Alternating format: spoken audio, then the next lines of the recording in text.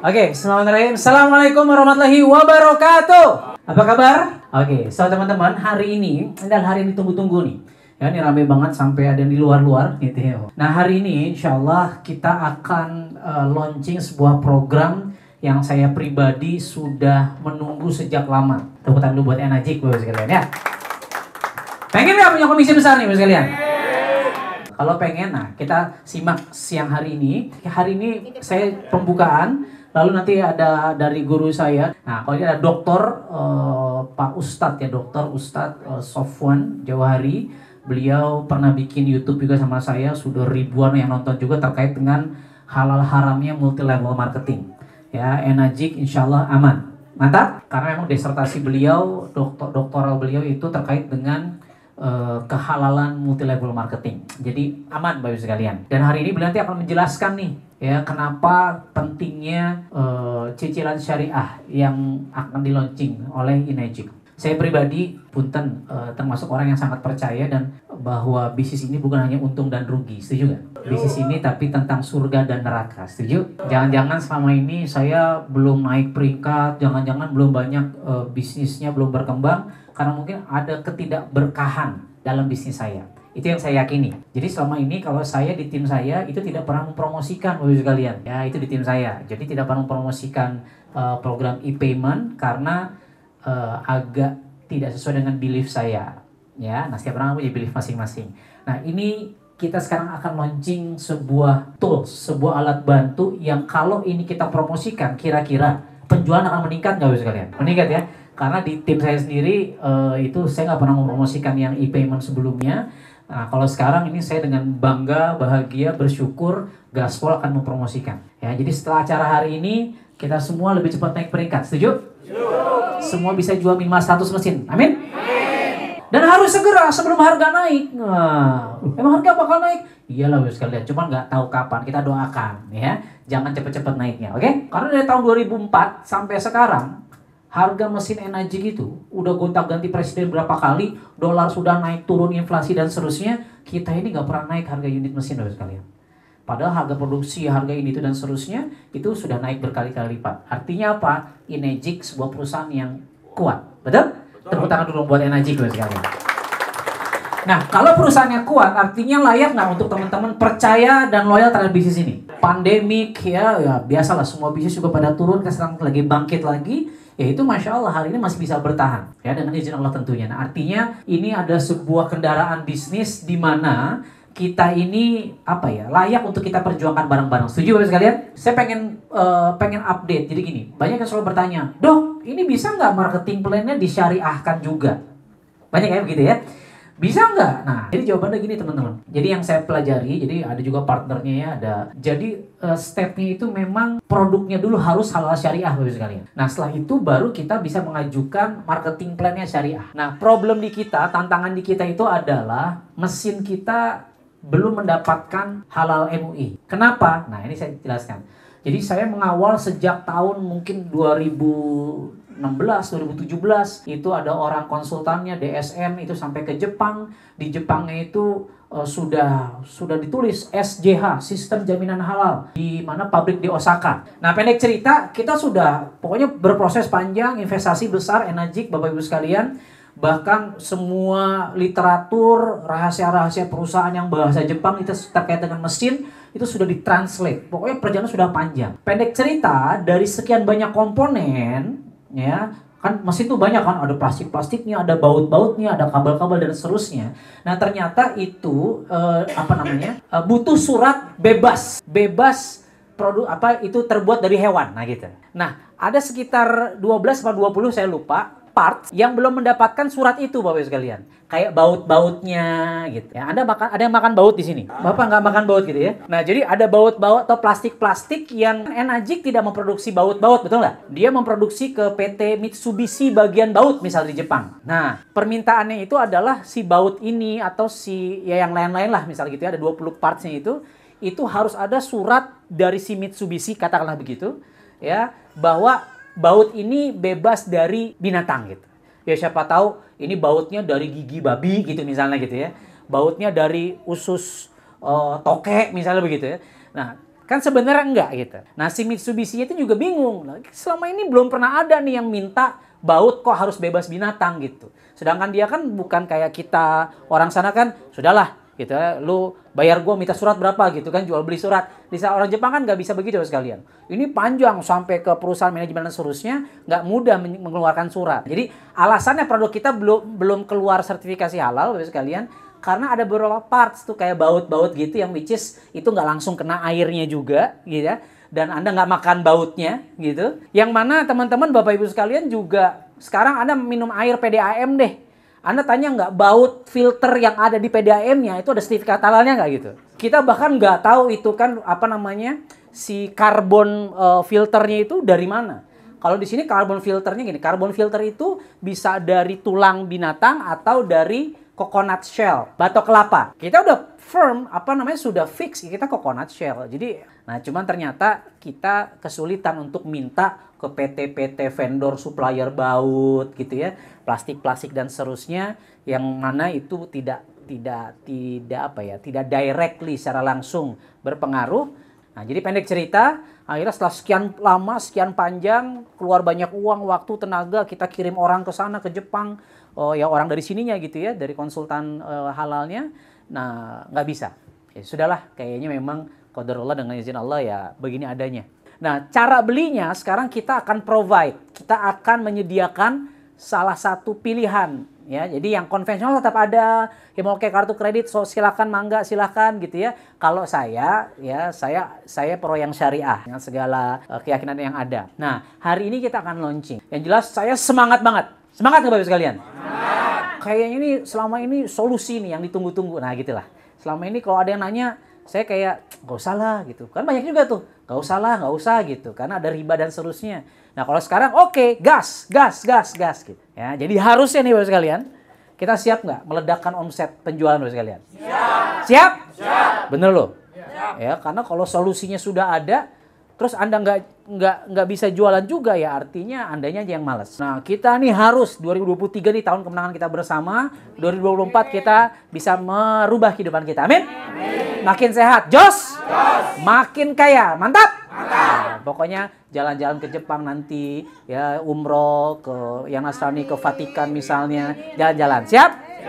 Bapak sekalian, hari ini siapkan catatan Anda, nanti ada tanya jawab ya sama Pak Ustadz ya tentang cicilan syariah ini. Nanti setelah beliau ada dari Mbak Ita mungkin ya dari Enajik yang akan menjelaskan seperti apa teknisnya ya, karena memang agak berbeda, mungkin akan lebih banyak formula yang harus dilakukan. Intinya kalau buat saya bisnis itu yang penting berkah. Kalau nggak berkah jadi nggak tenang. Tapi sedangkan ya cara kita menjalankan bisnis ini sudah pasti akan dimintakan pertanggungjawabannya. Buat saya begitu. Tepuk tangan buat Enajik Indonesia. Oke, kita sambut ya guru kita bersama ya Pak Doktor ya Sofwan Jauhari ya, Masya Allah. Ya, silakan Pak Ustadz, mangga. Alhamdulillah wassalatu wassalamu ala Rasulillah Sayyidina Muhammad ibn Abdillah wa ala alihi wa ashabihi wa mawalah amma ba'du. Baik Bapak Ibu sekalian, alhamdulillah siang hari ini saya bisa bertemu dengan Bapak Ibu sekalian. Nama saya mungkin sudah dipublikasikan dan mungkin ini pertama kali saya berbicara di depan Bapak Ibu sekalian. Posisi saya adalah dari Dewan Syariah Nasional ke banyak multi level. Jadi saya tidak bisa jadi member di mana-mana. Saya hanya menjadi pengawas dan kemudian konsultan. Jadi tidak, nanti jangan di prospek Pak maksudnya. Nanti kalau di prospek jadi member nanti nggak netral. Jadi saya berusaha untuk netral. Bapak Ibu sekalian, hari ini saya mau bicara tentang program barunya Enajik, yang mana memang program ini alhamdulillah saya sebagai konsultannya perusahaan Enajik untuk mendesain program cicilan syariah ini. Ya, makanya saya yang akan menjelaskan. Cuman tadi saya dengar harganya belum naik-naik dari tahun 2004 sampai sekarang. Kalau harganya nggak naik-naik itu bagus apa nggak Pak? Kan jadi bagus buat siapa nih? Buat siapa nih?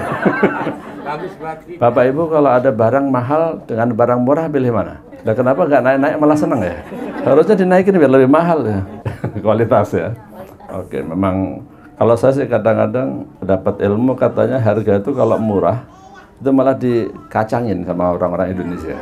Kalau mahal malah kayaknya dihargai. Jadi harganya naikin aja kalau itu. Baik Bapak Ibu sekalian, saya mau kasih prepare dulu, pembukaan dulu. Saya mau tanya ya, saya mau bicara hukum nih ya, bukan motivasi kayak Pak Dr. Andika nih ya. Kalau hukum sholat ba'diyah, itu hukumnya apa? Sunnah? Yakin? Maksud saya itu sholat ba'diyah subuh kok. Loh kok oh? Sunnah kayak itu? Gimana? Tadi Bapak Ibu bilang sunnah. Nah udah, kalau gitu sekarang saya tanya sholat subuhnya. Kalau sholat subuh hukumnya wajib. Maksud saya itu gimana hukumnya sholat subuh jam 8 pagi? Gimana? Boleh nggak? Nggak boleh. Nah, jadi sebenarnya saya ingin menjelaskan bahwa Bapak Ibu selama ini mendengar istilah hukumnya wajib, sunnah, haram, makruh, mubah. Itu sebenarnya kan hukum standarnya. Dalam fikih itu ada kaidah namanya al-hukmu yaduru ma'illatihi. Hukum itu bisa berubah sesuai dengan reasonnya, ilatnya. Jadi kalau hukum dasar sholat ba'diyah sunnah, tapi kalau ba'diyah subuh sama ba'diyah asar malah nggak boleh. Sholat subuh kalau memenuhi syarat dan rukunnya wajib. Tapi kalau ada sengaja sholat subuh jam 8 pagi, ya dosa. Harusnya jam berapa? Ya jam setengah 5, lebih dikit sekarang, jam 5-an lah ya, jam 5-an. Itu baru benar, itu yang wajib. Nah kalau begitu pertanyaan saya, sebenarnya hukum jual beli kredit itu apa? Nah ini maksudnya, jual beli dengan sistem kredit itu hukumnya gimana? Halal apa haram? Haram katanya. Sama juga kalau saya tanya, bagaimana hukumnya bisnis multi level marketing? Halal apa haram? Haram. Iya, ulama Saudi bilangnya gimana? Haram kan? Nah, jadi yang ingin saya garis bawahi, boleh next slide Pak Dokter ya, bahwa hukum yang biasa disampaikan itu adalah hukum dasar, tetapi kita tidak bisa mengeneralisir semua permasalahan dengan hukum dasar itu. Itu ada rinciannya. Bahwasanya hukum sholat subuh itu wajib kalau memenuhi syarat dan rukunnya. Hukum jual beli ya aslinya justru halal. Jual beli kredit itu hukum dasarnya halal. Tetapi yang beredar di masyarakat justru kebalikan. Malah dipahami jual beli kredit itu haram. Kenapa haram? Karena dalam prakteknya jual beli kredit yang ada selama ini tercampuri atau ternodai dengan unsur-unsur yang diharamkan oleh syariat. Saya kasih contoh satu lagi deh biar lebih cepat pahamnya.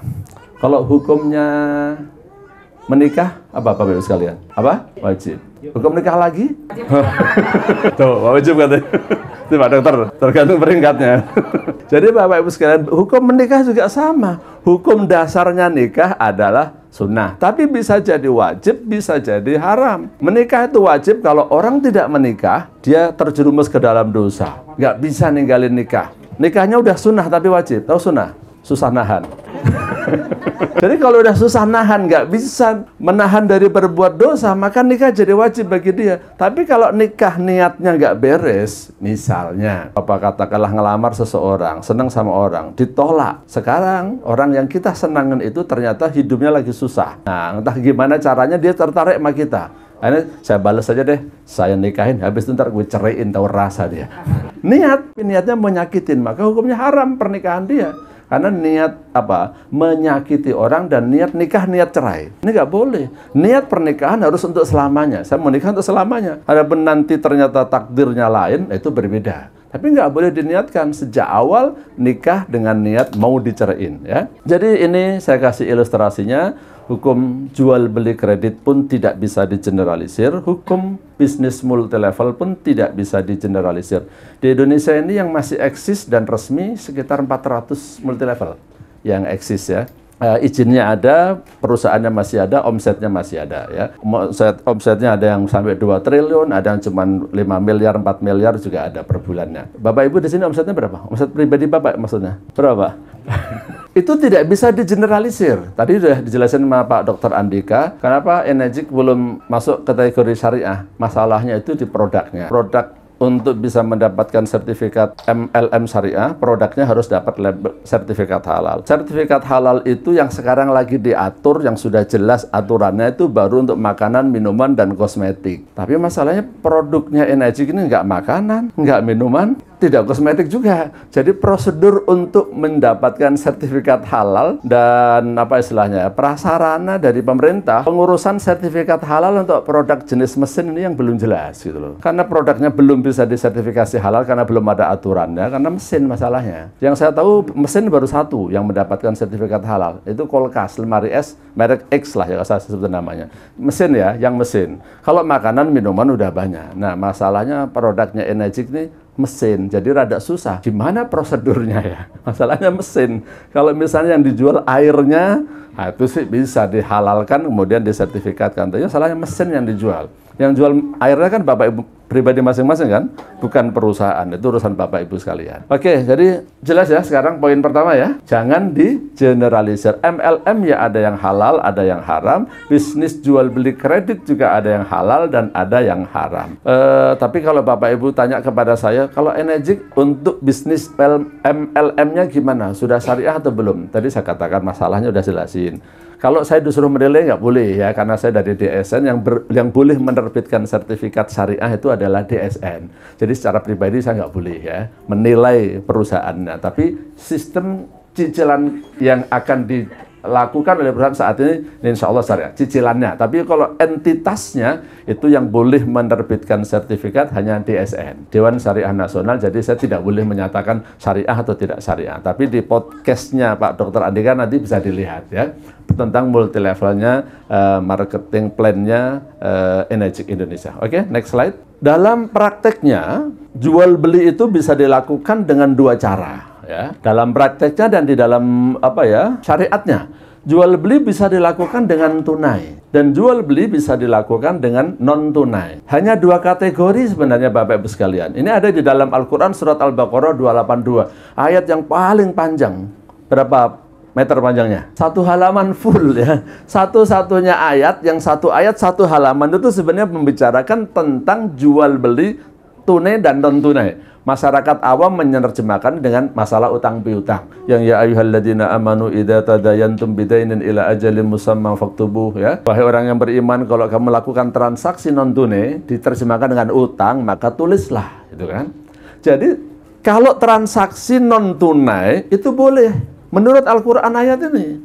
Cuman disuruh nulis. Boleh tidak ditulis kalau transaksinya illa antakuna tijaratan hadiratan tudirunaha bainakum. Kalau transaksinya tunai, boleh tidak ditulis. Jadi sebenarnya ayat 282 Al-Baqarah itu sudah membahas bahwa sistem jual beli itu pembayarannya bisa tunai maupun non-tunai. Untuk non-tunai bisa dua model. Yang pertama namanya ila ajalin, ya, tempo tapi dibayar sekaligus. Yang satu lagi namanya bitaksid, tempo tapi dibayar sedikit demi sedikit. Untuk program Enegic rencananya berapa bulan? Nah, nanti kalau masalah teknisnya nanti insya Allah dari manajemen ya. Saya membuat akadnya, nanti teknisnya nanti dari manajemen. Yang ditawarkan kepada Bapak Ibu adalah tempo dan dibayarnya secara angsuran.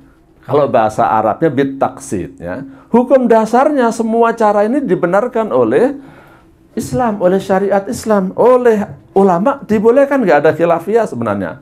Mohon maaf ya saya katakan, ulama-ulama yang dari Timur Tengah yang atau ustadz-ustadz yang banyak belajar dari Timur Tengah, yang dikit-dikit haram tuh ya, itu pun sebenarnya mengatakan halal ulama-ulamanya. Nggak ada yang melarang jual beli kredit, nggak ada. Cuman praktek yang ada di Indonesia ini, jual beli kredit biasanya diwarnai dengan unsur riba, maka jadi haram. Sama dengan multi level marketing. Hukum dasar multi level marketing sebenarnya mubah, hukum dasarnya. Tapi di Indonesia ini multi level marketing masuk dibarengin dengan skema Ponzi, money game. Sehingga masyarakat tidak bisa membedakan antara money game dengan skema Ponzi. Bahkan kalau saya lihat fatwanya ulama-ulama dari luar negeri, saya tidak menyebut nama negara, nggak etis, itu mereka tidak bisa membedakan antara multi level marketing dengan skema Ponzi atau money game. Bapak Ibu dapat tahu caranya belum? membedakan skema Ponzi dengan multi level marketing? Belum. Nanti belajar sama Pak Dr. Andika ya. Karena bukan materi saya hari ini. Nanti waktu lain boleh ya. Tapi saya baca fatwa-fatwa dari Timur Tengah, ternyata yang dijelasin ini haram, ini haram, ini haram. Disebutin nama perusahaannya loh. Perusahaan itu masuk di Indonesia nggak dikasih. Karena apa? Ini skema Ponzi, skema piramida, ini bukan multi level namanya. Di sana belum dibedakan. Di sana belum dibedakan antara skema Ponzi dengan multi level marketing. Jadi, multi level marketing maupun jual beli kredit pada prinsipnya itu halal dasarnya. Karena begini Bapak Ibu sekalian, dalam fikih berbeda antara fikih ibadah dengan fikih muamalah. Urusan hubungan kita dengan Allah itu dibahas namanya fikih ibadah, sholat, puasa, zakat, haji, itu namanya fikih ibadah. Kalau urusan jual beli, sewa menyewa, dagang, kontrak, ya, itu namanya fikih muamalah. Keduanya itu memiliki kaidah yang 180 derajat berbeda. Kalau dalam masalah ibadah, kita nggak boleh kreatif. Dari dulu namanya rukuk dan sujud caranya begitu. Ya, rukuknya yang begini, itu kan? Sujudnya saya nggak praktekin ya. Nggak perlu dibuat cara baru dalam sujud, jadi sujud freestyle misalnya ya. Nggak boleh, ikutin dari dulu begitu. Tapi kalau dalam masalah muamalat, kaidahnya adalah orang boleh berbisnis apa aja, yang penting tidak melanggar batas-batasnya. Batas-batasnya itu yang terpenting namanya maisir, gharar, dan riba. Maisir itu unsur judi atau zero sum game, kemudian gharar itu adalah ketidakjelasan atau penipuan, riba itu adalah penambahan yang tidak dibenarkan dalam syariat Islam.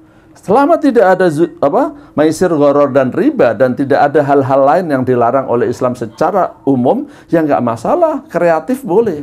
Bapak Ibu pasti ini tahu nih, pasti tahu, yakin. Nggak mungkin nggak tahu. Kenapa Bapak Ibu?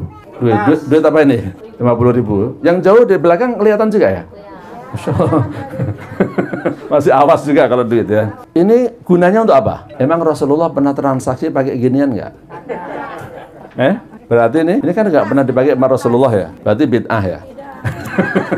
Berarti bid'ah ya? Dalam masalah muamalah tidak ada istilah bid'ah.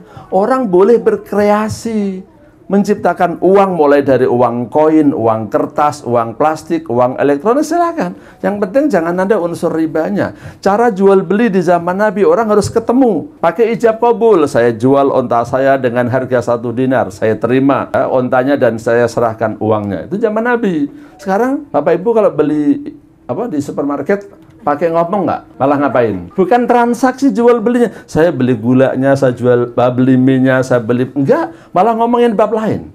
Nggak ada ijab kabulnya kan? Nah ini contoh bahwasanya dalam berbisnis orang boleh berkreasi, orang boleh berinovasi. Yang penting jangan melanggar batasnya. Jadi orang mau membuat model bisnis gaya baru, silahkan saja. Mau ada perbankan zaman Nabi nggak ada bank, asuransi, apalagi multi level marketing, e-money zaman Nabi nggak ada semua, nggak masalah. Nah kesalahannya, saya sering menegur teman-teman sama Ustadz. Kalau dalam masalah muamalah itu jangan dikit-dikit haram, dikit-dikit haram. Harusnya dijelasin, ini haram karena ada ininya, ada maisirnya. Supaya tidak haram, maisirnya dihilangin. Oh ini haram karena ada ribanya. Supaya tidak haram, ribanya dihilangin. Buat sedemikian rupa, jangan ini haram tinggalin, haram tinggalin, haram tinggalin. Akhirnya yang megang bisnis semuanya siapa? Ini orang Islam nggak berani bisnis. Kenapa? Haram semuanya masalahnya. Ini ada penjelasannya di dalam surah Al-Baqarah 282. Oke, next slide Pak Dokter. Nah ini ayat yang saya maksudkan tadi. Ayatnya panjang, saya kasih titik-titik. Ya, yang perlu Bapak Ibu garis bawahi di sini. Idza tadayantum bidainin ila ajalim musamma. Ya, sampai pada batas waktu tertentu boleh. Ya. Kemudian ada di sini. Illa antakuna tijaratan hadiratan. Ini transaksi yang tunai. Kalau transaksi yang tunai, falaisa alaikum junahun Allah taktubuha. Tidak ditulis juga nggak apa-apa. Tapi orang sekarang walaupun tunai ditulis juga kan. Beli beli nasi di restoran aja masih ditulis juga kan. Itu ada kwitansinya. Sekarang mana ditulis semua. Alhamdulillah ini bagus. Nah ini dalilnya bahwasanya jual beli non tunai itu aslinya boleh. Yang tadi saya katakan, ustadz-ustadz ulama-ulama yang belajar dari Arab, ya sebenarnya ulama-ulama dari Arabnya pun membolehkan. Nggak ada khilafiyah bahwa jual beli secara non tunai itu diperbolehkan. Ya. Nanti ada isu-isu yang menyebabkan haram saya tunjukkan. Oke, next slide ya. Nah, dalil-dalil bahwasanya jual beli secara kredit boleh tadi nomor 1 ayat Al-Quran, ini hadis ya. Bahkan Rasulullah itu pernah transaksi non tunai dengan orang non muslim. Akhirnya beliau gadaikan baju besinya kepada orang non muslim. Digadein. Ini juga menunjukkan bahwa transaksi bisnis dengan non muslim itu nggak ada masalah. Kalau orang mau memilih bertransaksi dengan satu agama silakan aja. Tapi dalam agama Islam nggak ada larangan. Rasulullah menggadaikan baju besinya kepada orang Yahudi untuk beli makanan. Jadi singkatnya aja bahwasanya Rasulullah sebelum jadi Rasul itu kaya raya. Tapi ketika beliau menjadi Rasul, beliau habiskan kekayaannya bersama dengan Khadijah untuk keperluan dakwah dan umatnya. Carilah harta yang halal walaupun banyak. Nah, ya. Jadi ini dalil yang kedua dari hadis bahwa jual beli non tunai itu diperbolehkan. Oke, berikutnya next slide. Saya perkuat lagi. Nah, bahkan ini ada hadis yang memberikan motivasi, walaupun hadisnya ini dhaif, tapi nggak masalah dhaifnya. Kenapa? Dalil tentang halalnya itu sudah jelas. Jadi sebenarnya masyarakat banyak yang salah paham. Sekiranya kalau hadis sahih itu kebalikannya apa? Sahih? Sahih dengan dhaif itu bukan kebalikan. Sahih, hasan, dan dhaif itu sebenarnya grade. Hadis yang grade A itu namanya sahih, yang grade B namanya hasan, yang grade C namanya dhaif. Itu istilah dari ahli hadis, bukan dari Nabi, bukan istilah itu. Sahih, hasan, dan dhaif. Hasan pun ada dua, hasan li dhaitihi dan li ghairihi. Sahih juga ada dua, li dhaitihi dan li ghairihi. Masyarakat nggak tahu, asal hadis dhaif buang aja. Itu salah. Ya, itu metode yang salah. Fadilah, keutamaan bahwa jual beli dengan cara non tunai itu sesuatu yang positif. Bagus, ada keberkahan. Disebutkan ada 3 hal yang membawa keberkahan. 1, jual beli secara non tunai. Bagusnya gimana? Yang tadinya nggak bisa beli jadi, yang tadinya nggak bisa jual jadi bisa. Ini saya kasih tahu pengalaman saya pribadi. Dulu saya tuh orangnya nggak berani utang, karena saya hidupnya di pesantren, di sekolah agama, jadi nggak boleh utang. Utang itu nanti dibawa mati. Utang kalau nggak dibayar ditagih di, bener nggak? Itu sepakat semua ulama, itu ada hadisnya. Ada orang yang pahalanya banyak ya, tapi masuk neraka. Gara-gara apa? Hutangnya nggak dibayar. Sahabat Nabi ada yang meninggal dunia, Rasulullah datang ditanyain. Yang ditanyain siapa? Mayatnya apa jenazahnya? Masa jenazah ditanyain? Keluarganya ditanyain. Ini almarhum punya utang nggak? Punya ya Rasulullah, berapa? 2 dinar. Ya udah kalian sholatin aja deh. Maksudnya Rasulullah nggak mau nyolatin jenazah itu. Kenapa? Masih punya utang. Nggak mau nyolatin. Kenapa? Punya utang. Nah, ini pada takut utang. Malah pada nggak jadi beli cicilan. Nanti saya jelasin. Nah, ini jelasan. Dulu saya gitu kan.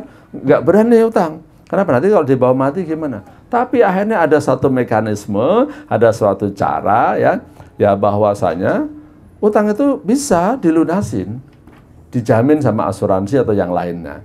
Yang penting dibayar gitu aja ya. Nanti kalau mati baru dianggap lunas. Jadi Bapak Ibu pilih mati apa pilih yang ngelunasin?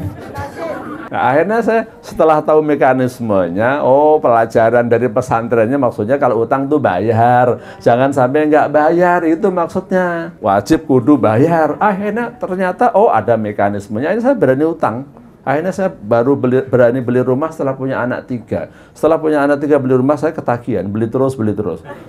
Sampai saya bilang, hidup tanpa hutang bagikan langit tak berbintang.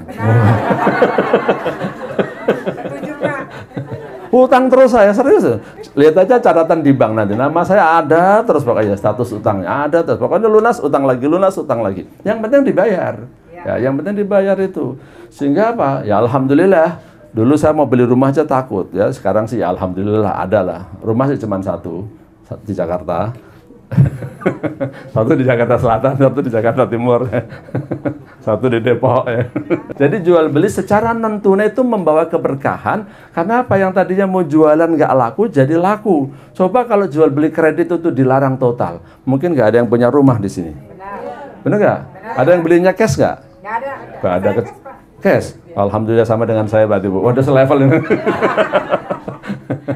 Ya. Mobil juga sama. Kalau misalnya nggak boleh jual beli kredit, mungkin pabrik mobil nggak bisa produksi, nggak ada yang beli. Maka ini berkah.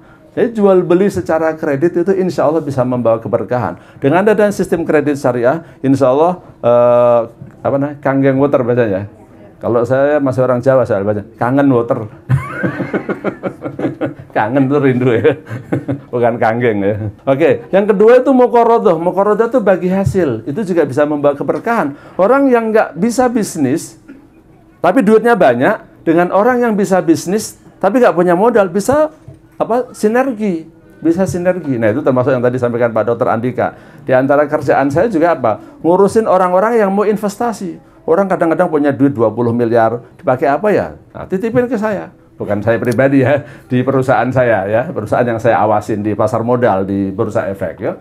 Orang bener tuh. Kemarin ada yang penarikan berapa? Narik dana berapa? 30 miliar. Banyak ternyata di Jakarta ini orang-orang kaya nggak bisa bisnis. Nah, udah gunakan konsep muqarradah, mudharabah, bagi hasil. Satu kasih modal, satu jalanin. Jadi berkah kan? Orang yang punya duit nganggur, jadi duitnya terpakai. Yang ketiga, mencampur gandum dengan jemawut untuk keperluan rumah tangga. Ini perlu dijelasin. Maksudnya Bapak Ibu kalau punya beras yang jelek dengan punya beras yang bagus. Misalnya, entah gimana Bapak Ibu punya beras jelek itu entah dikasih, entah penyimpanannya salah. Biasanya diapain? Nah, itu salah dibuang. Hal dibuang jadinya mubazir. Jadi nggak usah dibuang, campurlah dengan beras yang bagus. Tapi nanti perbandingannya ya dihitung yang sekiranya tidak merusak kualitasnya. Tapi jangan dijual untuk dipakai sendiri. Kalau dijual namanya ngibul. Saya pernah menemukan kasus seperti ini di satu masjid. 2 tahun yang lalu saya ingat saya. Di masjid itu ada orang bayar zakat fitrah. Berasnya jelek banget. Panitia mau buang aja. Nggak boleh dibuang. Itu amanahnya orang. Tapi berasnya jelek banget Ustaz. Ya mungkin memang dia orang miskin. Sehingga memang kemampuannya zakat fitrahnya berasnya jelek banget begitu. Nggak tega memang lihat. Caranya gini, caranya. Ambil 3 karung, ya, tambahin 1 liter atau 2 liter. Ngaruh nggak kira-kira? Nggak ngaruh. Akhirnya dicampur, saya suruh campur. Ambil 3 karung, tuangin di lantai di masjid, yang 1 liter, 2 liter dituangin. Aduk sampai ini. Udah nggak ada tanda-tandanya. Ini dimaksud Rasulullah. Teorinya sampai seperti itu. Ini membawa keberkahan, tidak ada barang mubazir, Bapak Ibu sekalian. Ibu-ibu kalau punya nasi yang udah masak dari kemarin sampai sekarang belum habis, diapain Bu? Ada yang digoreng, ada yang dikasih ayam, ada apa lagi Pak? Udah matang masih digoreng lah. Orang-orang kerjaan katanya. Itulah orang Indonesia, nasi goreng ya. Gak apa-apa, yang penting intinya jangan mubazir ya. Jadi yang saya garis bawahi nomor 1, jual beli non tunai itu bisa membawa keberkahan. Tinggal Bapak Ibu bisa nggak mengamalkan hadis ini dengan program cicilan syariah ini bisa membawa keberkahan, omsetnya melejit ya. Karena kita harus mencari rezeki yang halal walaupun banyak. Kenapa harus cari yang banyak? Karena harta itu harus dibawa mati. Bisa dibawa mati nggak? Bisa, gampang banget. Oke, next slide. Ya. Tadi sudah saya sampaikan Quran, sudah hadis sudah. Sekarang fatwa. Saya sebelum menyampaikan dalil dari fatwa, saya mau jelasin bahwa kalau kita hidup di Indonesia ini, Bapak Ibu sekalian, tolong Bapak Ibu gunakan fatwa dari MUI. Bukan karena saya dari MUI, bukan. Tapi begini, ini kenapa sih kita harus memilih fatwa MUI? Kok tidak mengambil fatwa dari ulama Timur Tengah dan bukan fatwa dari si A, si B? Gini Bapak Ibu sekalian. Fatwa itu secara fikih ada teori taghayyurul fatwa bi taghayyuril azminah wal amkinah. Fatwa itu tergantung pada ruang dan waktu. Fatwa itu adalah jawaban atas sebuah pertanyaan dalam masalah hukum Islam. Kalau ada masalah yang belum pernah terjadi di zaman Nabi, sekarang ada. Ya, dicari dalilnya yang plek nggak ada. Contohnya multi level marketing di zaman Nabi ada nggak? Mesin kangen water di zaman Nabi ada nggak? Kenapa? Namanya Zam-Zam di zaman Nabi. Kemudian zaman dulu kan air masih bagus kan, nggak ada masalah. Sekarang nih masalahnya banyak banyak pestisida, insektisida, segala macam. Bapak Ibu lebih tahu. Kalau ada masalah yang tidak terjadi di zaman Nabi, sekarang terjadi, maka ditanyakan, kemudian dijawab. Itu namanya fatwa. Kalau cuman, Pak, hukumnya sholat subuh apa itu namanya? Sebenarnya bukan fatwa itu, tanya jawab biasa yang sudah ada masalahnya di dalam Quran dan hadis. Fatwa itu adalah jawaban atas sebuah kasus. Kasus di sini dengan kasus di sana berbeda. Kasus tentang multi level, kasus tentang cicilan kredit di sana dan di sini berbeda. Maka fatwa yang di sana belum tentu cocok di sini. Maka yang benar mengambil fatwa itu fatwa lokal, bukan mengimpor fatwa. Kadang-kadang ada yang nggak ngerti, kayaknya ngetop ini fatwanya ulama Saudi loh. Maaf, bukannya saya anti Saudi, saya juga kuliahnya sama orang Saudi ya. S1 saya itu orang Saudi ya, S2-nya Muhammadiyah, S3-nya UIN ya. Saya juga dari Saudi maksud saya, tapi nggak begitu caranya. Kasus-kasus yang di Saudi ya untuk penanganan di Saudi. Tapi kalau masalah cara sholat ya, cara ibadah haji, itu sama semua, masalah akidah sama. Tapi untuk kasus khususnya masalah muamalat, masalah bisnis, kita gunakan ulama lokal, itu lebih tepat. Jangan pakai ulama-ulama sono, karena kondisinya berbeda. Multi level yang dijelaskan oleh ulama Saudi haram itu sebenarnya skema Ponzi, bukan multi level. Itu adalah money game, skema piramida, bukan multi level. Ya, jelas mengucapkannya atas taswiqus sabaki, ya, itu dianggap sama dengan tadi skema Ponzi Maisir. Beda banget ya. Nanti baca buku saya aja ya nih. Gunakan fatwa lokal, karena fatwa lokal itu lebih sesuai dengan ruang dan kasus yang terjadi. Yang kedua, fatwanya ulama MUI itu lebih kontemporer. Masalah yang disorot adalah masalah sekarang, bukan masalah yang zaman dulu. Ya, kalau kita baca kitab fikih kuning, ya, itu sebagai dalil dan sebagai rujukan. Tapi kasusnya berbeda yang dulu dengan yang sekarang. Ya. Kemudian yang ketiga, fatwanya ulama yang dilakukan MUI itu kan secara kolektif. Beberapa ustadz dan beberapa kiai dari berbagai ormas, ada NU, ada Muhammadiyah, ada Al-Irsyad, ada Al-Wasliyah, ada Dewan Dakwah, ada 9 ormas ya saya. Jadi itu gabungan. Dibandingkan fatwa pendapat Ustadz A, Ustadz B yang di YouTube, ya cuman pendapat dia pribadi. Dia ngerti tentang kitab, tapi dia nggak ngerti bisnis. Jadi saya sering mendengarkan visualisasi pemahaman dia tentang bisnis berbeda itu. Berbeda. Padahal bisnisnya nggak begitu, tapi dia pahaminnya seperti itu. Karena dia nggak terjun di dalam bisnis. Dia ngerti kitab, dia ngerti Quran dan hadis, tapi nggak ngerti bisnis. Ya, itu masalahnya. Kemudian legitimate, karena terdiri dari beberapa gabungan ormas dan diakui oleh pemerintah. Ya, jadi tempo hari kan ada yang mau mengatakan MUI ini kira-kira gimana ya, kayak mau dibubarin gitulah kira-kira ya. Kok dikit-dikit MUI itu kan bukan lembaga negara ya. Bapak Ibu perlu paham bahwa MUI bukan lembaga negara. Dia adalah ormas statusnya, tidak miliknya Kementerian Agama, bukan, dia terpisah, ya, dia terpisah. Tapi kok dia bisa menentukan ini dan itu? Ya karena memang diakui pemerintah, ada undang-undangnya. Jadi kalau kita menggunakan fatwa MUI itu aman, itu maksud saya ya. Kalau ada ustadz-ustadz yang berbeda biarin aja, ya, itu kan apa sih? Pendapat pribadi dia, ya. Nah, dan memang ada poin terakhir, ada upaya-upaya orang-orang untuk mengkerdilkan MUI supaya kira-kira MUI nggak ada pengaruhnya. MUI dibubarin aja. Memang ada upaya-upaya seperti itu. Kenapa? Ya MUI ini gabungan dari ormas Islam yang punya pengaruh kuat terhadap negara. Maka undang-undang perbankan, undang-undang asuransi, undang-undang tentang pasar modal itu rujukannya ke MUI semua. Oke, next. Bagaimana fatwa MUI mengenai jual beli? Ya, nanti kalau Bapak Ibu perlu fatwanya bisa dibuka di internet di website DSN MUI. Mungkin ada yang nanya DSN apa sih? DSN itu Dewan Syariah Nasional. Jadi di MUI ada 2 organisasi, misalnya 2 lembaga. Satu namanya DSN, satu namanya Komisi Fatwa. Kalau yang membahas tentang ekonomi itu dibahas di Dewan Syariah Nasional. Yang membahas tentang akidah, ibadah itu dimasuk di Komisi Fatwa.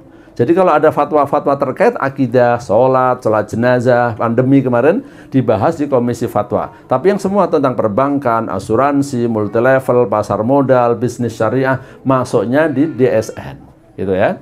Nah, fatwa DSN nomor 110 tentang jual beli.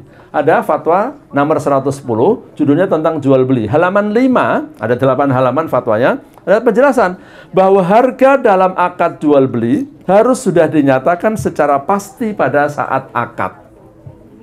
Ini nanti yang dipakai energi juga gitu. Jadi Bapak Ibu nanti akan mendapatkan harga. Kalau mesin tipe A yang biasanya kalau kredit misalnya 20 juta, ada yang paling murah berapa Pak Dokter? 34. Nah, misalnya 34 juta, teknisnya sengaja saya nggak ini, nanti biar Pak Widya dari manajemen yang menjelaskan. Misalnya harga 34 itu kalau harga yang cash. Kalau harga kredit misalnya jadi 36 juta, 38, 40 boleh. Yang jelas fix tapi. Dari awal harganya segitu.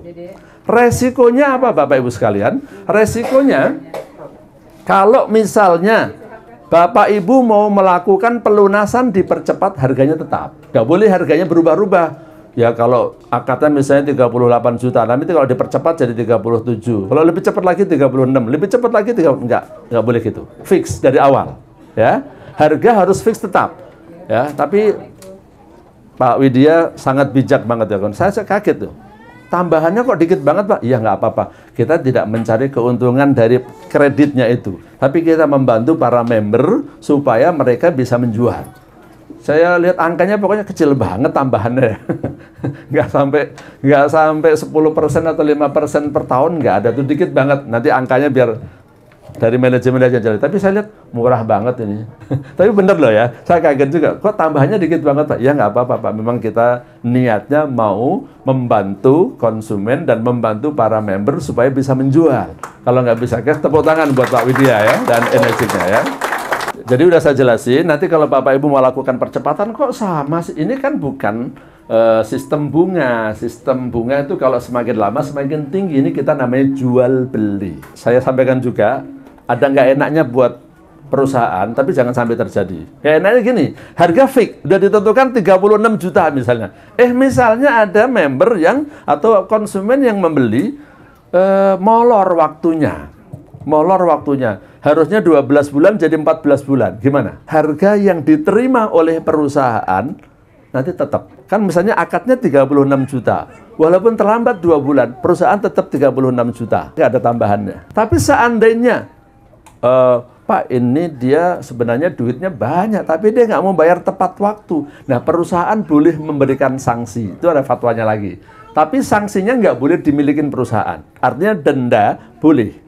Jadi nanti di sini masih ada denda tetap. Kalau misalnya ada yang terlambat bayar, bisa dikenakan denda. Tapi denda itu tidak menjadi miliknya perusahaan. Nanti harus disalurkan kepada kegiatan sosial. Supaya Bapak Ibu tidak kena denda, satu, ya dibayar tepat waktu. Kalau memang force majeure, Bapak Ibu nggak mampu, ya itu ada ayatnya. Wa in kana du usratin fanadhiratun ila maisarah. Kalau memang orang nggak mampu, force majeure, di luar dugaannya, dia lapor kepada perusahaan sebelum jatuh tempo. Bukan setelah jatuh tempo, di telepon nggak diangkat, di WA nggak dijawab, didatangin malah ngumpet ya.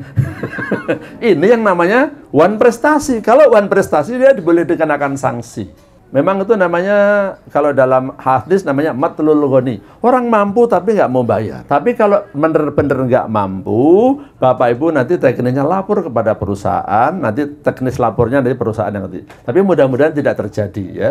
Tidak terjadi sehingga harganya fix sesuai dengan syariah ya. Terus Bapak Ibu kalau punya duit lagi, wah duit saya udah banyak ini, saya mau percepat deh, saya bilang, nggak usah dipercepat. Gimana? Buat beli lagi.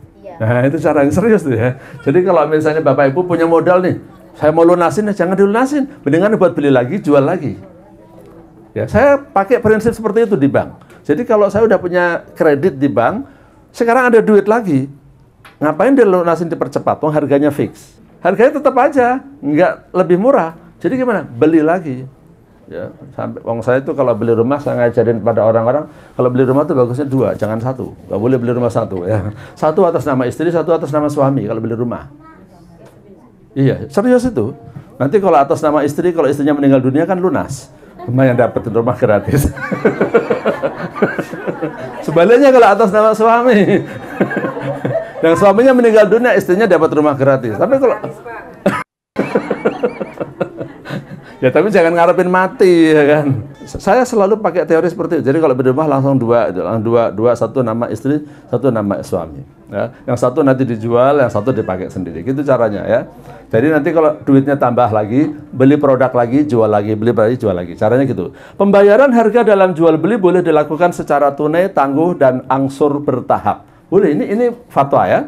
Harga dalam jual beli yang tidak tunai boleh tidak sama dengan harga tunai.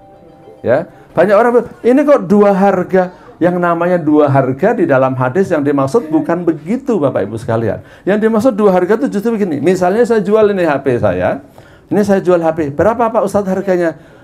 Kalau kamu bayar besok 2 juta, kalau kamu bayar seminggu lagi 3 juta. Itu yang namanya 2 harga.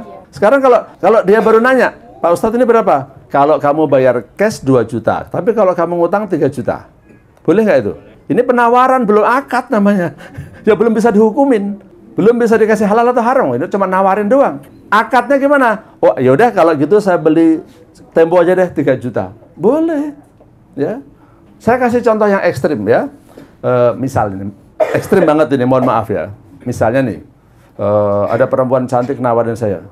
Pak Ustadz, Pak Sofwan, yuk main sama saya semalam murah aja 1 juta. Oh, saya masih gadis loh Pak Ustadz. Misalnya dia begitu nawarin saya, boleh nggak? Boleh.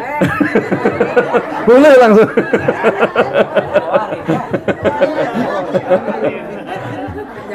Saya nggak bisa menghukumi Bu Rati tidak perlu, dia nawarin doang kan? Nah sekarang saya rubah. Kalau mau jangan nawarin semalam doang. Mau nggak kamu saya nikahin? Bener gadis? Iya gadis. Ya udah nikah sama saya aja deh. Boleh nggak? Boleh. Halal nggak? Halal. Ada yang nawarin nggak ini? Jadi masalah jual beli kredit itu yang tidak boleh itu yang harganya tidak jelas tadi, dua harga. Jadi kalau dalam penawaran nanti kan di Energy nawarin Bapak Ibu mau beli yang cicilan atau yang cash. Kalau cash pakai harga yang di sini, kalau kredit pakai harga di sini. Nggak masalah, itu baru penawaran. Belum akad, jadi nggak bisa dihukumin halal atau haram. Kalau Bapak Ibu, udah saya ngambil yang kredit aja, harganya sekian, mahal, nggak apa-apa mahal, yang penting bisa beli. Ngapain murah nggak bisa beli? Murah nggak bisa beli dengan mahal bisa beli, nak mana? Bedanya cuma berapa ratus ribu kan? Jadi tetap lebih enakan mahal tapi bisa beli kalau saya. Banyak orang begitu kok. Itu rumah 200 juta, 300 juta pada nggak bisa beli. 500 juta malah bisa beli. Cicil 15 tahun. Nah itu sama dengan ini. Konsepnya seperti itu ya. Oke, next. Dikit lagi. Permasalahan jual beli kredit. Sebenarnya kenapa sih selama ini termasuk Pak Dr. Andika nggak mau pokoknya kalau sistem kredit yang kemarin. Saya mau yang syariah. Permasalahannya di mana? Ada beberapa masalah dalam kredit yang konvensional. Ya. Nah, ini yang kita tadi saya katakan ini haram karena ada ininya dihilangkan supaya halal, itu kan? Maisir, gharar dan riba dihilangkan. Nomor satu adalah akad yang digunakan. Dalam jual beli kredit itu akadnya bisa banyak banget Bapak Ibu sekalian. Ya, bisa menggunakan akad jual beli, namanya murabahah, bisa menggunakan sistem pinjaman yang dipakai oleh bank konvensional itu namanya pinjaman. Jadi saya ngutang duit kepada bank, dapat utangan duit, bunganya sekian, duitnya buat beli rumah. Itu namanya pinjaman. Ya. Tapi kalau di bank syariah enggak. Kalau bank syariah contohnya tuh, Bapak mau beli rumah, jangan minjem ke saya dong. Giliran mau beli rumah ke orang lain, giliran ngutang ke saya. Kayak Bapak Ibu, Ibu-ibu kalau di rumah gitu kan, giliran mau belanja telur kasbon ke warung tetangga, giliran punya duit ke mall. Ini kan orang benar-benar keterlaluan kan. Ya nggak boleh gitu dong.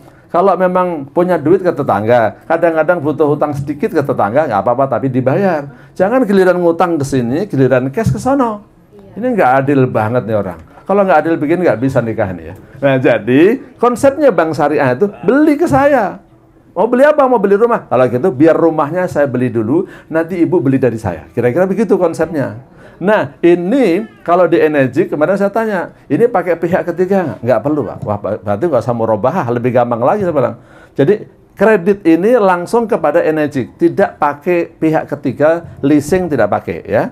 Jadi intinya kreditnya ini langsung antara Bapak Ibu sebagai member dengan perusahaan yang punya barang.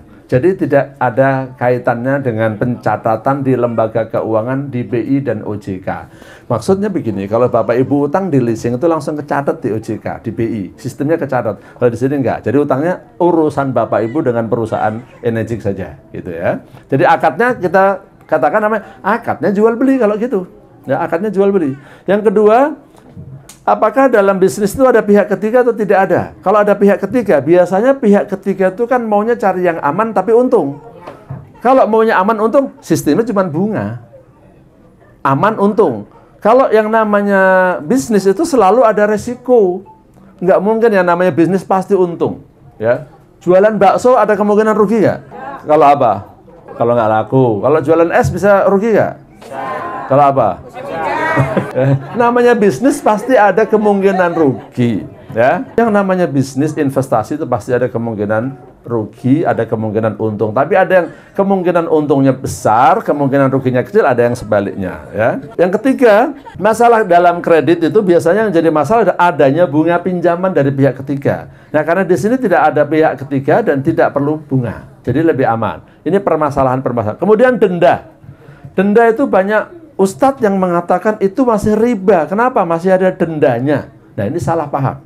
Nanti Bapak Ibu bisa lihat fatwa di SN, fatwa nomor 17. Denda itu diperbolehkan. Karena di dalam Islam kriminal itu ada 3. Ada namanya kriminal yang hukumannya kisos, yang namanya ta'zir, yang namanya had. Sampai dalam banget kejauhan ya. Gini, semua perbuatan melanggar hukum itu namanya jinayat. Jinayat itu kriminal. Kriminal itu hukumannya ada 3 kemungkinan. Satu adalah kisos, itu yang menyangkut masalah nyawa. Orang membunuh, dibunuh. Ya, itu dalam Islam. Ya, jadi kalau misalnya hakim memutuskan hukuman mati bagi pembunuh, itu sesuai berarti dengan Islam. Nggak apa-apa, memang dalam Islam itu diperbolehkan. Karena menyangkut nyawa. Kalau menyangkut nyawa orang ini hal yang sangat penting. Itu kisos dalam Islam. Yang kedua namanya had. Had itu sanksi yang sudah ditentukan oleh Quran dan hadis. Cuma 6 doang. Apa itu? Kalau orang mabuk, minum minuman keras, dicambuk. Ya.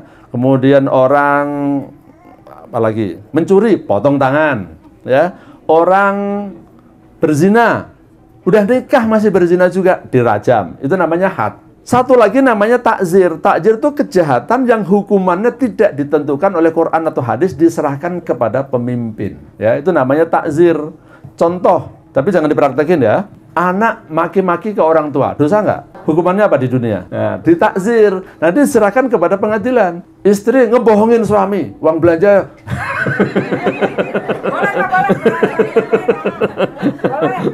Oh, itu masih banyak bilang udah habis kurang katanya, padahal nggak kurang.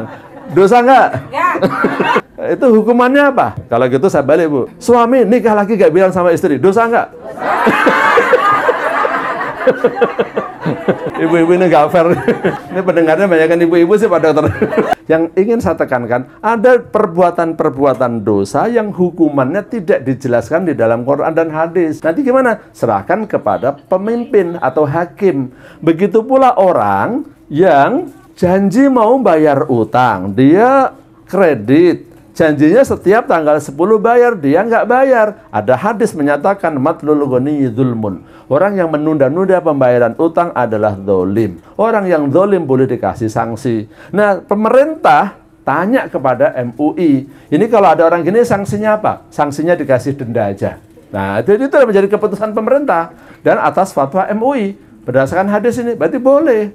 Jadi mengenakan denda kepada orang yang terlambat bayar utang itu boleh.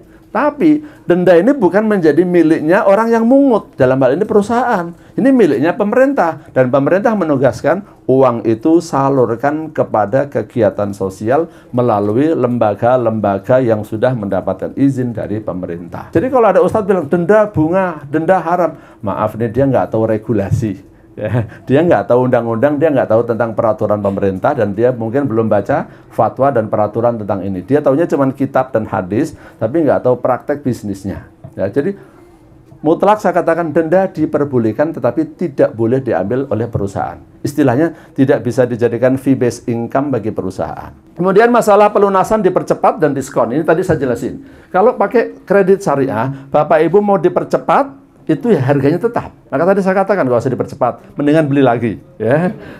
Kemudian diskon, ya bisa didiskon kalau melakukan pelunasan dipercepat. Kemudian masalah dalam jual beli kredit itu masalah jaminan.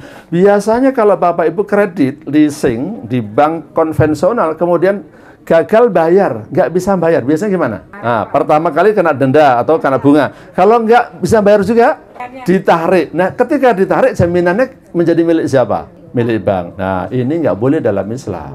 Itu kan barang punya orang. Urusan dia utang, ya dibayar utangnya. Tapi bukan berarti barang orang boleh ditarik begitu saja. Itu perampasan namanya. Nggak boleh. Ya. Tapi alhamdulillah, setelah diskusi panjang dari bulan September, Oktober sampai bulan Februari, akhirnya Enegic ini tidak menggunakan jaminan. Jadi Bapak Ibu nanti istilahnya apa ya? Kalau Bapak Ibu kredit intinya nggak ada jaminannya, nggak pakai jaminan. Jaminannya personal garansi, upline-nya. Nah, upline-nya nantilah yang ngecek ini kira-kira orang bisa dipercaya apa enggak. Kalau nggak bisa dipercaya nggak usah. Nah, kira-kira gitu. Jadi nggak ada jaminan. Bapak-bapak itu kalau surat nikahnya hilang malah seneng, gampang. Di sini di Enegic tidak ada jaminan. Jadi nanti kalau Bapak Ibu misalnya kreditnya macet, ya tidak disita, tetapi nanti upline-nya yang kasihan. Nanti upline-nya yang harus ngelunasin ya. Tapi nanti ada aturan lagi nanti yang akan dijelaskan oleh perusahaan. Tapi intinya untuk menghilangkan permasalahan yang jadi isu. Ini syariah atau tidak syariah? Barang orang dirampas, ternyata itu sudah dihilangkan ya. Jadi insya Allah aman di sini ya. Kemudian berikutnya, tadi saya katakan di sini menggunakan personal garansi. Personal garansi itu istilah bahasa fikihnya namanya kafalah. Jamin Pak ya, nanti Pak Andika bilang sama Pak Wida, ini downline saya bagus, saya jamin. Wah, nanti kalau nggak bisa, potong bonus saya, gitu Pak De. Termasuk menangani masalah pembeli yang gagal bayar atau one prestasi. Ini diapain? Nah, ini permasalahan-permasalahan akad yang sudah kita buat ya untuk Energik, Bapak Ibu sekalian. Insya Allah sudah kita desain sedemikian rupa, panjang banget dan sudah sesuai dengan aturan Indonesia. Karena pakai 2 konsultan ya, jadi konsultan syariah dan konsultan legalnya ya.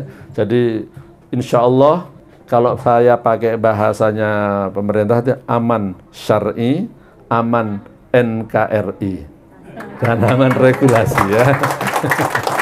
Baik, ini Bapak Ibu sekalian yang bisa saya jelaskan tentang cicilan syariah yang akan dilaksanakan oleh PT Energik Indonesia. Demikian kurang lebihnya saya mohon maaf. Wassalamualaikum warahmatullahi wabarakatuh. Waalaikumsalam warahmatullahi wabarakatuh. Tepuk tangan buat Pak Dr. Sofwan Jauhari. Siapa yang banyak belajar siang hari ini angkat tangan, katakan saya. Yang ingin closing lebih banyak dengan cicilan syariah, katakan saya. Mana tadi tas saya, Bu? Oke nih, saya semangat banget nih ya, makin jos di penjualan Indonesia. Amin. Oke, berikutnya ada penjelasan lebih teknis dari Mbak Ita ya. Kita beri tepuk tangan buat Mbak Ita. Assalamualaikum warahmatullahi wabarakatuh. Waalaikumsalam warahmatullahi wabarakatuh. Sore Bapak Ibu semua, semoga dalam keadaan sehat selalu ya. Ditanyakan, Saya mau ya. menjelaskan mengenai program terbaru dari Energik Indonesia yang sebelumnya biasa lebih dikenal dengan e-payment atau debit. Kalau sekarang alhamdulillah kita bisa memilih e-payment atau debit ataupun dengan cicilan syariah. Jadi jauh lebih memudahkan untuk umat muslim ya. Untuk e-payment atau debit ataupun cicilan syariah ini programnya dibuat khusus dari Energik Indonesia untuk para calon pembeli, untuk memudahkan Bapak Ibu semua. Mungkin Bapak Ibu punya tim yang mempunyai dananya tuh kurang mencukupi, tapi dia mempunyai dana setengah dari harga mesin. Jadi Bapak Ibu bisa mengambil program ini. Alhamdulillah kita bisa launching hari ini. Untuk dananya sendiri nanti sudah ditentukan oleh Energik, uang mukanya berapa sih, nanti nextnya kita jelaskan. Dan di slide ini bisa Bapak Ibu lihat program ini bisa dipilih untuk 10 bulan maupun 20 bulan. Nah, untuk perbandingannya sendiri, untuk e-paymentnya sudah berjalan sebelumnya, di sini ada formulir ya. Formulir yang pertama untuk perincian pembayaran ada uang muka. Yang kedua ada biaya administrasi yang sebesar 900.000 untuk 10 bulan, dan 20 bulan itu biasanya 1.800.000 dan ditambah dengan PPN. Baru terdapat nilai total pembayaran di awal dan total pembayaran tiap bulannya.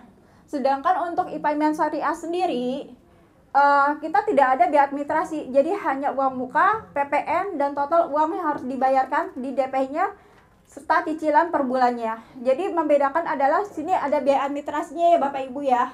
Untuk dokumennya sendiri di sini nanti ada 4 formulir yang harus diisi sama-sama harus diisi dan wajib untuk mengisi formulir aplikasi produk dan formulir aplikasi khusus pembayaran auto debit. Nanti Bapak Ibu bisa download langsung di websitenya energik.co.id. Untuk e-payment sendiri yang sebelumnya kita ada denda ya Ibu ya. Bagi yang sudah menggunakan e-payment pasti tahu nilainya itu per denda 70.000 setiap bulannya keterlambatan. Misalkan Ibu jatuh tempo di bulan Januari, tapi di bulan Januari Ibu mungkin ada kebutuhan ya. Jadi yang biasa jatuh tempo tanggal 20, tiba-tiba baru ada tanggal 23. Berarti kan telat 3 hari. Itu akan dikenakan 70.000. Dan biasanya untuk e-payment atau debit yang sebelumnya 70.000 ini menjadi hak milik Energik gitu. Kalau untuk e-payment syariah kita kan nggak diperbolehkan ada denda ya. Jadi semua dana yang keterlambatan ini kita akan simpan sampai dengan 1 tahun. dari awal tahun sampai dengan akhir tahun kita kumpulkan dan kita salurkan ke dana yang sosial untuk yang membutuhkan gitu. Semua pembayaran tetap ke Enajik, tapi menyalurkannya kita, bukannya Bapak Ibu yang menyalurkan dana sosialnya itu, tapi Enajik yang menyalurkan langsung ke dana sosialnya, tapi setelah setahun ya dikumpulkan. Enggak setiap bulan kita langsung, kan bingung ya Ibu ya. Jadi kita kumpulkan ke Jabanak, insya Allah kan bermanfaat buat orang lain juga. Kita juga nggak mencari keuntungan ya, ini kan 70.000 supaya Bapak Ibu disiplin pembayarannya gitu. Syariah kan sama Ibu, kan ada dendanya juga, tajir juga. Cuman kan kalau untuk yang terlebih sebelumnya kita khusus untuk pembayaran dendanya buat perusahaan. Kalau ini kita salurkan ke dana sosial. Oh iya, ini kan kita ada perbedaan Ibu. Ini kan ada dua. Bayarnya ke perusahaan. Bayar tetap ke perusahaan, kita yang salurkan. Penyalurannya.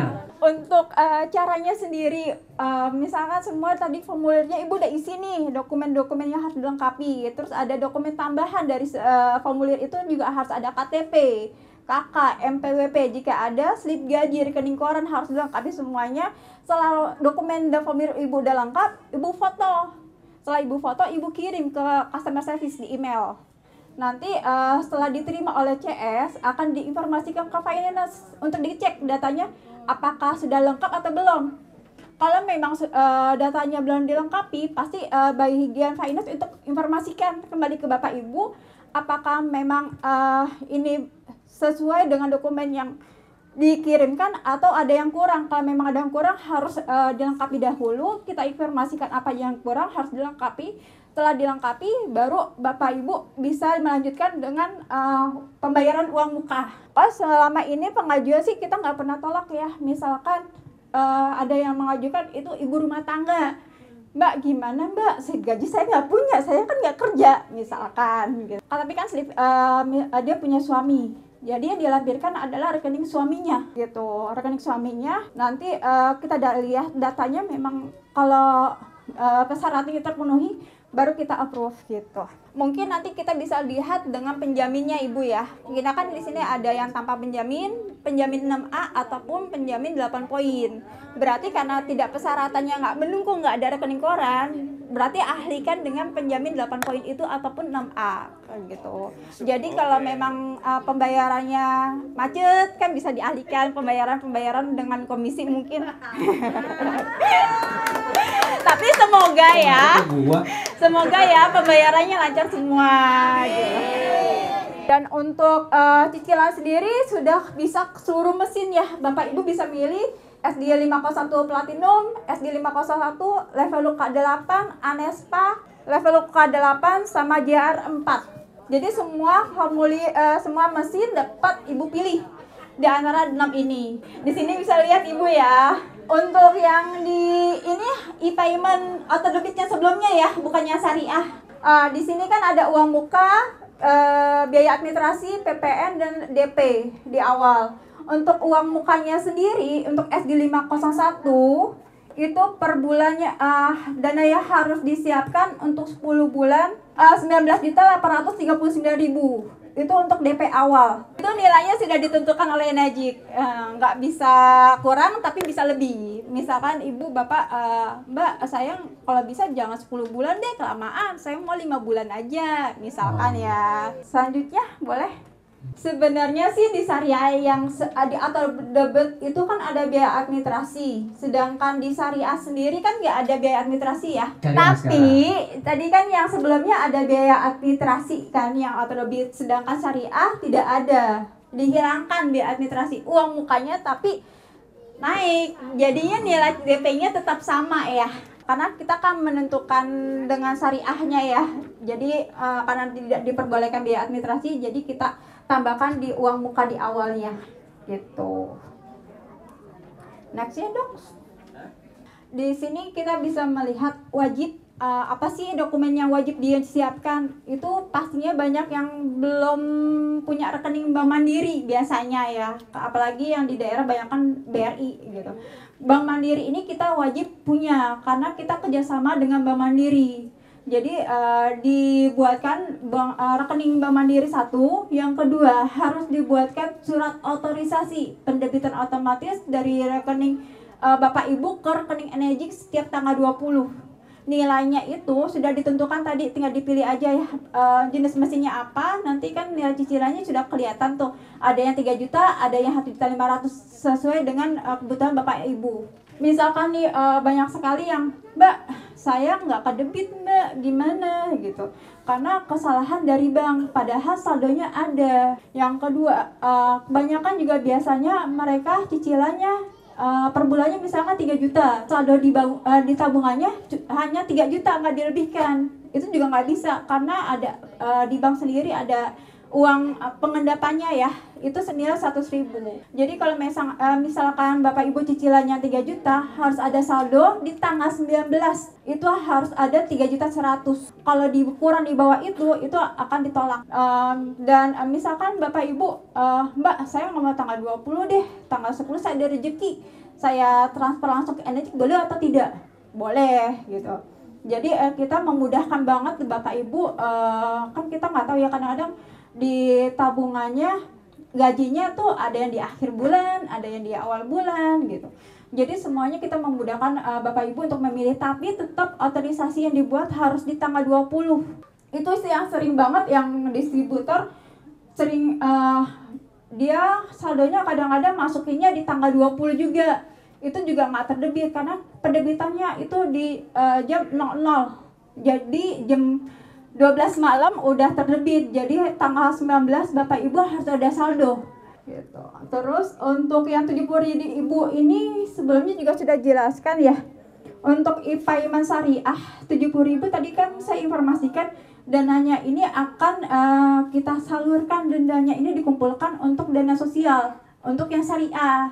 Tapi kalau Bapak Ibu memilih yang auto debit biasa, itu kan dananya untuk Energi sendiri ya. Karena kita umat muslim nih, jadi harus memilih yang syariah aja.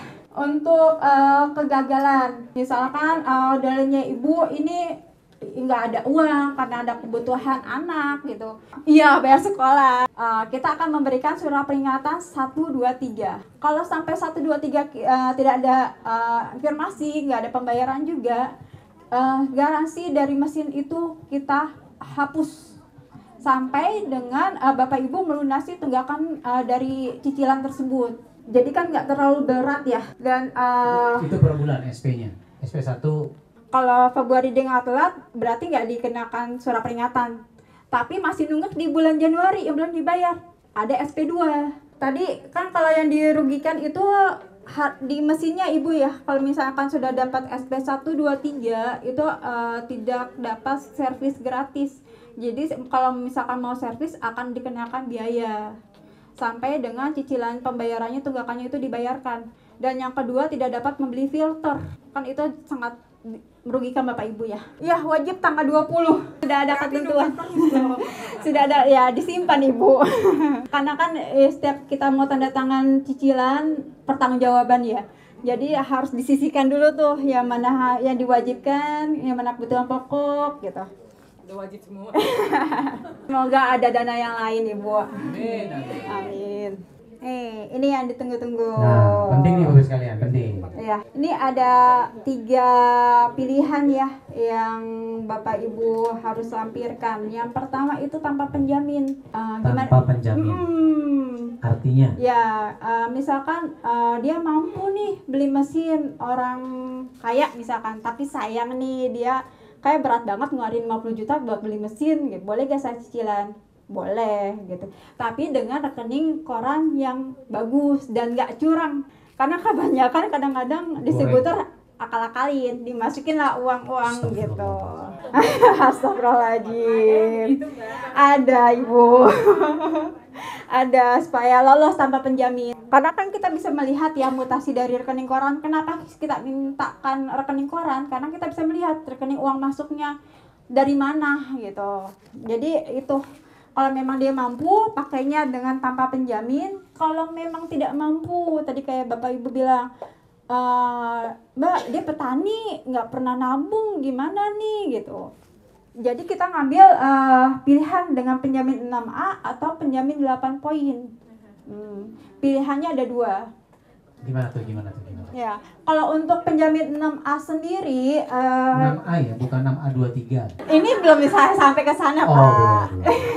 Misalkan dia penjaminnya 6A nih, tapi ada tapinya. Tapinya dia nggak aktif, gimana gitu. Nggak bisa juga ya, jadi harus naik ke atas gitu. Nah, tetap ya gitu. Tetap ya. Jadi kita Enegik juga nggak mau kan pembayarannya macet-macet. Jadi nanti juga berdampak dengan komisi Bapak Ibu semua kan. Jadi kita pengennya pembayarannya semua lancar. 8 poin ini yang tanda tangan itu 8 poin yang penerima komisi. Misalkan si Budi nih, dia atasnya Tuti misalkan ya. Berarti Tuti dan 8 poin yang di atasnya itu yang harus tanda tangan. Jadi di komisi ini kita kan kalau pembelian cash itu senilai SD-nya 2.900.000 ya Ibu ya, untuk per bulan untuk satu poinnya, SP poinnya. Dan untuk yang komisinya cicilan ini nanti nextnya dijabarkan, intinya pembayaran komisinya dibagi 2. Tahap yang pertama itu setelah register 14 hari kerja kayak seperti biasa, dan 70% pelunasannya itu dibayarkan setelah lunas di tanggal 10 di bulan berikutnya. Misalkan Bapak Ibu lunasnya di tanggal 27 Januari misalkan gitu. Nanti komisi yang keduanya akan dibayarkan di tanggal 10 Februari. Pokoknya di setiap tanggal 10 di bulan berikutnya 10 sampai dengan 15 kita akan cairkan untuk komisi kedua. Dan ini kan tadi pilihannya 10 bulan dan 20 bulan ya.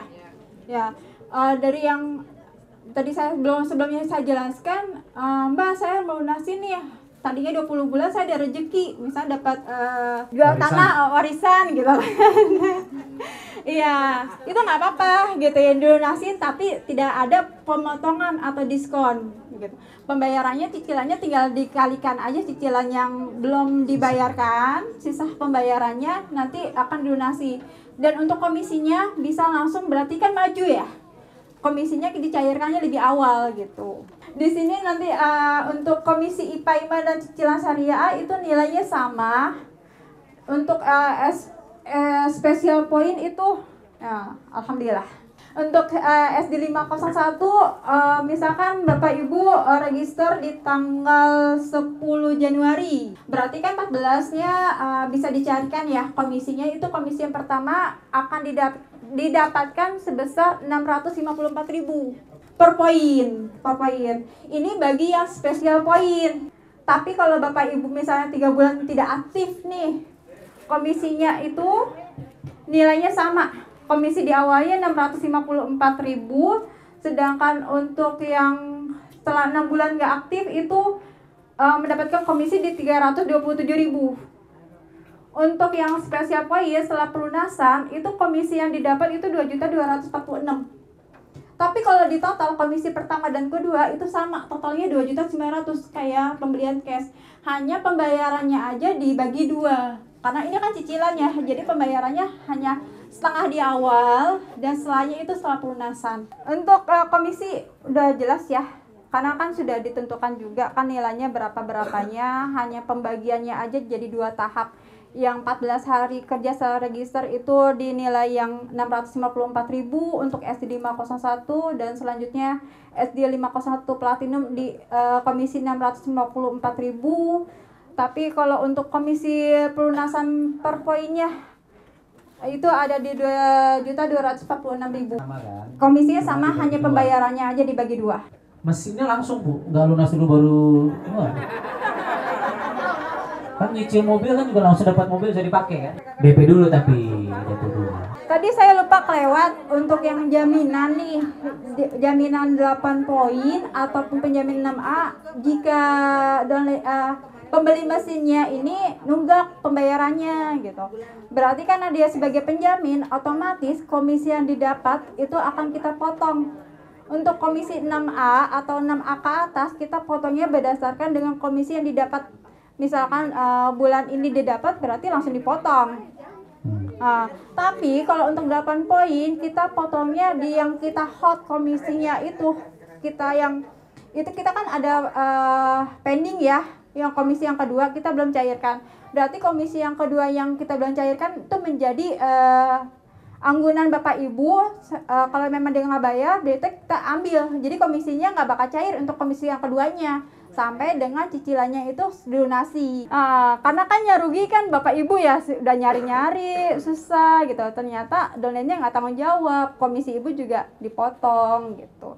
Jadi tinggal pilihan Bapak Ibu. Biasanya sih saya informasikan setiap tanggal 21 atau 23, Mbak ini ada yang belum dibayar gitu. Jadi diusahakan untuk pembayarannya lunas, jangan ada tunggakan, karena kalau ada tunggakan 2 bulan kan lumayan ya. Ya, lebih baik pembayarannya sebulan tapi teratur. Kalau untuk pembayaran telat, kita hanya bisa misalkan amit-amit yang membaik ya, naudzubillah min dzalik, pas di jalan kecelakaan, karena kondisinya tidak memungkinkan buat dia kerja, karena kondisi satu hal yang memang mendesak, itu kita maklumin tapi tanpa denda, cicilannya tetap dibayarkan gitu. Tapi kalau memang dia mampu dan menunda-nunda pembayarannya, itu yang tetap dikenakan denda. Di sini dikasih contoh untuk misalkan si Budi ini calon pembeli mesin, dan untuk 8 poin yang didapat, nama-namanya ini itu sebagai penjamin. Jadi siapapun yang dapat ini bisa menjadi penjamin gitu. Cukup ya, Insya Allah. Tepuk tangan buat NAJ. Ini adalah sebuah program dari Enajik yang luar biasa, betul nggak? Kebayang nggak? Enajik itu sebenarnya baik banget karena kita nggak pakai pihak ketiga. Makanya Pak Ustadz juga bingung, ternyata ini Enajik sendiri membiayainya. Jadi nggak ada kata untuk tidak menjalankan bisnis ini. Satu, kalau nggak punya modal pun ada yang namanya Tokurei, detail seperti apa tanya pada pengguna Anda. Yang kedua, kalaupun nggak punya duit full, ada program cicilan. Ya, yang dibiayai langsung dari Enajik. Jadi sebenarnya Enajik tuh nalangin Anda dulu gitulah kasarnya gitu. Dan kalau Anda ke pihak ketiga, itu ribet sulit. Laporan keuangannya lah harus ini itu bla bla bla bla bla bla gitu. Kalau di sini kecenderungannya lebih mudah begitu. Cuman memang ada resiko yang dibagi. Fair dong, betul nggak? Komisinya DP baru cair, pas lunas baru full gitu kan. Fair dong gitu. Karena kan ya mitigasi risiko nanti kita juga harus perhatikan karena ujungnya ini adalah bisnis, betul? Nah artinya dengan syariah ini pun lebih enak ketika ketika teman-teman artinya gini, misalnya tadi Ibu Yuyun, ayo kita saling bantuin jualin mesinnya Ibu Yuyun supaya komisinya besar, supaya cepat lunas, gitu kan Bu Yuyun ya? Nah gitu. Ya, nah itu nanti harus dibicarakan tuh tim per tim sepertinya. Ya, apakah 6A, apakah dia per 8 point, gitu ya? Yang paling aman sih memang per 8 point, tapi kan bukan resikonya, tantangannya teman-teman harus mendapatkan tantangan itu. Yang konvensional juga penjaminnya sama kan? Sama. Jadi yang konvensional pun sekarang ada pilihan penjamin, nama atau 8 point. Lebih enak sebenarnya. Buat yang 6A above sebenarnya lebih aman sebenarnya. Karena seringkali tiba-tiba komisi kita kepotong, ternyata bawah-bawah itu pada ngemplang semua gitu. Udahlah kita nggak dapat 8 point sistemnya, kita yang dipotong, nah gitu kan. Ya, tapi semua nanti tergantung strategi di lapangan, sangat-sangat kasuistik. Begitu Bapak sekalian? Kira-kira jadi ada solusi nggak untuk pembiayaan Bapak sekalian? Kira-kira nih ke depan makin gaspol nggak Bapak sekalian? Makin meningkat nggak penjualan Enajik Indonesia? Bener ya? Ya, jadi sekarang, jadi PR berikutnya sekarang, konsolidasikan ya ke tim teman-teman. Nanti saya, ya kalau biasanya saya bikin tulisan buat tim saya, ini sudah launching. Caranya begini, formnya tinggal download. Kalau saya biasa begitu, langsung bikin SOP, promosikan. Ya, buat yang under tim saya mulai sekarang, ya promosikan. Selama ini kita nggak pernah promosi e-payment, mulai sekarang kita gaspol e-payment. Siap? Siap. Buat teman-teman juga yang di luar tim saya, ayo, ya, ini berkah dunia akhirat, amin. Insyaallah ya. Dan yang berikutnya jangan lupa, ini tanggung jawab kita. Mentang-mentang cicilan, kita elemen selusnya, kita nggak bantu mereka. Ya, tetap Enajik pengen ini lunas, betul nggak? Betul nggak? This is business. Bisnis bicara duit, betul? Ya, banyak 6A, 6A, 5A gitu ya. Peringkatnya tinggi-tinggi tapi komisinya komisi 1A, nggak pengen. Mending Anda 4A tapi komisinya komisi 6A Destri, pengen nggak? Nah, jadi harus benar gaspol si cicilan ini, dan perhatikan sebisa mungkin lunasi secara cepat ya. Karena kan nggak ada, biasanya kalau di tempat lain kan Kalau yang konven ada biaya ini itu karena pemesanan dipercepat kan. Kita kan enggak. Dari awal akadnya sudah jelas. Harga fix mesin sekian, ya sudah tinggal lu cicil. Kalau dipercepat ya sekian. Yang non muslim boleh nggak pakai yang syariah? Boleh. Betul ya? Boleh banget, boleh banget. Jadi ini tidak melihat ditanya agamanya apa enggak. Wes pokoknya kalau dilihat lebih menguntungkan, lebih aman gitu ya. Cukup? Tepuk tangan buat Energi Indonesia. Terima kasih. Wabillahi taufiq wal hidayah. Assalamualaikum warahmatullahi wabarakatuh.